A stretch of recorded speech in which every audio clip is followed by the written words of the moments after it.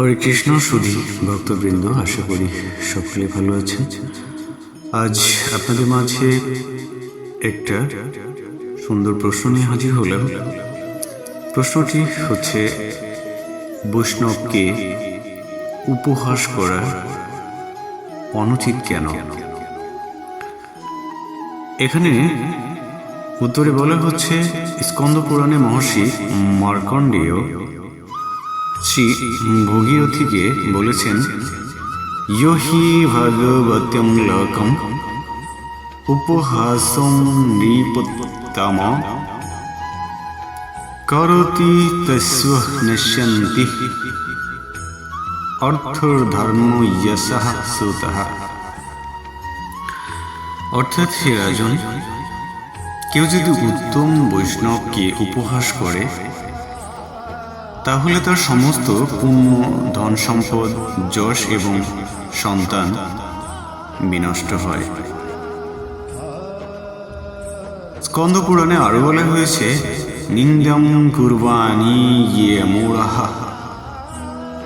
বৈষ্ণবানাং মহাত্মানাং পতন্তি পিতৃভিঃ সার্ধম মহারৌরবসংহিতে। অর্থাৎ, বৈষ্ণব মহাত্মাদের যে নিন্দা করে সে তার পিতৃপুরুষ সহ মহারৌরবে পতিত হয়।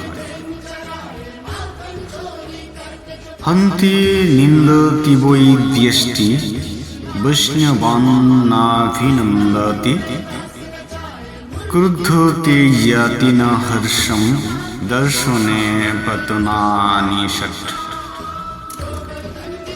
বৈষ্ণবকে আঘাত বা হত্যা করা, নিন্দা করা, কিংবা তাঁর প্রতি ঈর্ষা পরায়ণ হওয়া কিংবা ক্রুদ্ধ হওয়া, বা বৈষ্ণবকে দেখে অভিনন্দন না করা অথবা তাঁকে দেখে হর্ষ অনুভব না করা, এই 6 রকমের আচরণগুলি নরকে পতিত করায়। তো আশা করি প্রশ্নটির উত্তর আপনাদেরকে সংক্ষেপে বোঝাতে পেরেছি। পরবর্তীতে আবার এরকম পর্ব নিয়ে আপনাদের সামনে হাজির হব। ততক্ষণে আপনারা ভালো এবং সুস্থ থাকবেন। আর ভিডিওটি ভালো লাগলে লাইক, কমেন্ট এবং শেয়ার, সাবস্ক্রাইব করে পাশে থাকবেন। হরে কৃষ্ণ।